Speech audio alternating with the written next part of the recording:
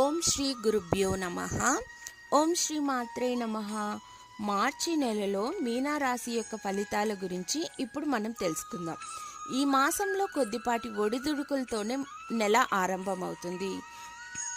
గ్రహాల స్థానాలు మీ ఖర్చులను ఊబిలో పడేటట్టుగా చేస్తుంది.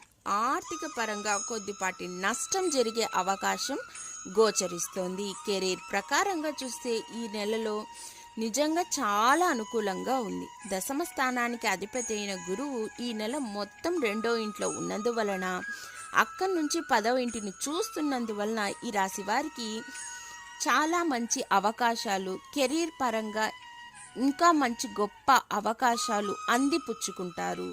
విద్యార్థుల గురించి మాట్లాడుకున్నట్లయితే నెల ప్రారంభంలో 5వ ఇంట్లో అంగారకుడు శుక్రుడు మీ విద్యలో కొద్దిపాటి ఆటంకాలను కలిగించవచ్చు. మీ మనస్సు అనేది ఏకాగ్రతను కోల్పోతారు.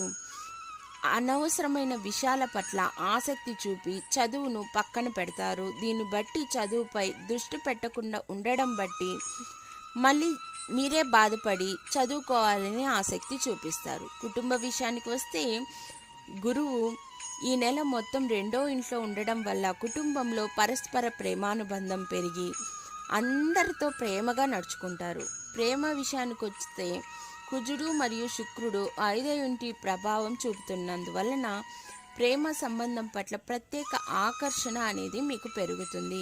మీ ప్రేమైన వారిని హృదయానికి దగ్గరగా ఉంచుకునేందుకు ఇద్దరి మధ్య ప్రేమ ఆకర్షణ మంచి అనుబంధం ఏర్పరచుకోవడానికి వివాహం చేసుకోవడానికి సన్నద్ధం అవుతారు. అలాగే ఆర్థిక విషయానికి వచ్చినట్లయితే నెల ప్రారంభంలో కుజుడు శుక్రుడు ఈ రాశులు వారికి 11వ ఇంట్లో సమర్థవంతమైన స్థానాల్లో ఉండడం బట్టి ఆర్థిక ప్రయోజనం ఏర్పడుతుంది. ఆరోగ్యపరంగా చూసుకున్నట్లే కొద్దిపాటి అనారోగ్య సమస్యలు వచ్చే అవకాశం అనేది మెండుగా కనిపిస్తుంది.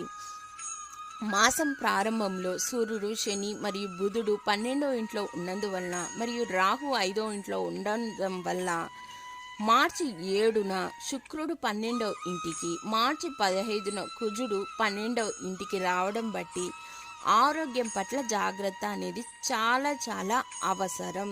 ప్రతిరోజు ఆదిత్యుడికి అనగా సూర్య భగవానుడికి ఆదిత్య హృదయ స్తోత్రం జపించిన, అర్ఘ్యమిచ్చిన, నమస్కారాలు చేసిన ఆయన ప్రసన్నుడై అన్ని గ్రహాల అనుగ్రహం అనేది మీకు కలిగించి అనారోగ్య సమస్యలు తీసివేస్తారు. దీన్ని బట్టి మీ యొక్క జీవితంలో ముందుకు వెళ్ళడానికి అనేక అవకాశాలు ముందరకొస్తాయి. ధన్యవాదములు.